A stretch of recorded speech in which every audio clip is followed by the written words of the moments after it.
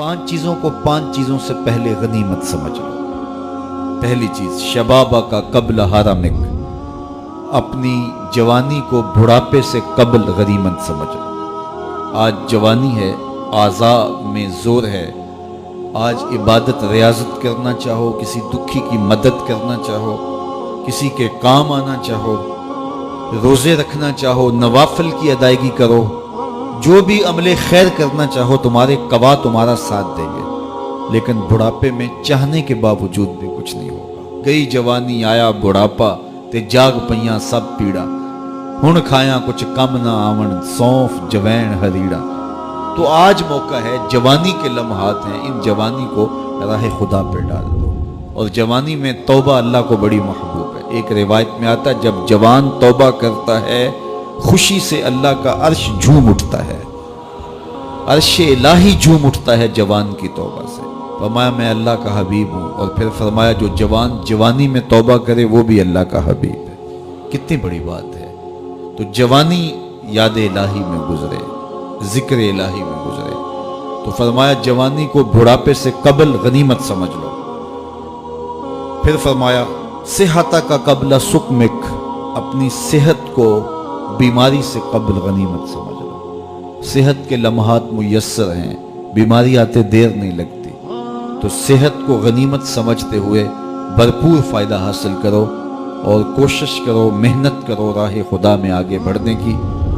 وغنا کا قبل فقرک، تیسری بات ارشاد فرمائی، اپنی غنا کے دور کو، مال و دولت کی فراوانی کے زمانے کو غنیمت سمجھو فقر سے قبل۔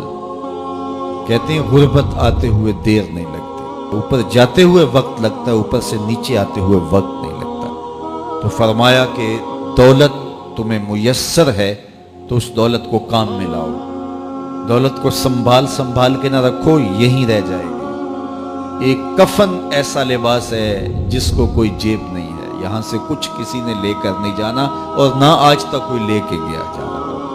سکندر گیا جب دنیا سے تو دونوں ہاتھ خالی تھے۔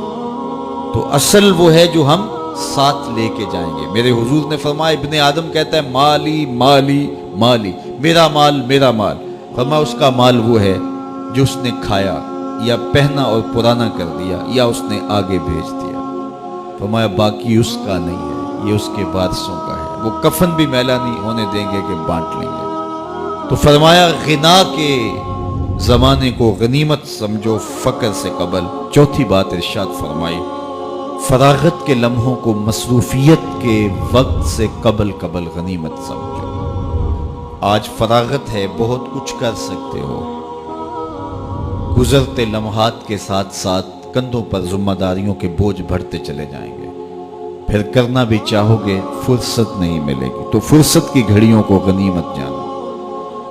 پانچویں چیز ارشاد فرمائی، وحیاتک قبل موتک، اور اپنی زندگی کو موت سے قبل غنیمت سمجھو۔ آج زندگی ہے، چلو بیماری صحیح، اعضاء مدمحل صحیح، فراغت نامیسر صحیح، دولت نہیں صحیح، کوئی بات نہیں ہے، اس کے حضور آنسو تو بہہ سکتے ہیں، اپنے گناہوں کی معافی تو مانگی جا سکتی ہے، جس طرح بھی بیٹھ کر کے لیٹ کر کے اس کے حضور عبادت کا رنگ تو اختیار کیا جا سکتا ہے۔ وضو نہیں ہو پاتا، اعضاء ساتھ نہیں دیتے، تیمم تو ہو سکتا ہے، لیکن ایک وقت آئے گا یہ سہولت بھی چھن جائے گی، یہ فرصت بھی باقی نہیں رہے گی۔ بندہ حشر کے دن جب پھنسے گا تو پھر کہے گا مالک ایک مہلت دے دے، دوبارہ دنیا پہ جاؤں، سجدے سے سر نہیں اٹھاؤں گا۔ تو حکم ہوگا نہیں، وہ وقت بیت گیا، تجھے فرصت ملی، وقت ملا، جوانی ملی، ڈوبتے سورج نے تمہیں روز پیغام دیا، اٹھتے جنازوں نے تمہیں روز پیغام دیا، لیکن تم نے عبرت حاصل نہیں کی۔ اب تمہارے لیے پلٹ کے جانا نہیں ہے، اب تم یہی رہنا ہوگا اور اپنے گناہوں کی سزا گوارا کرنی ہوگی۔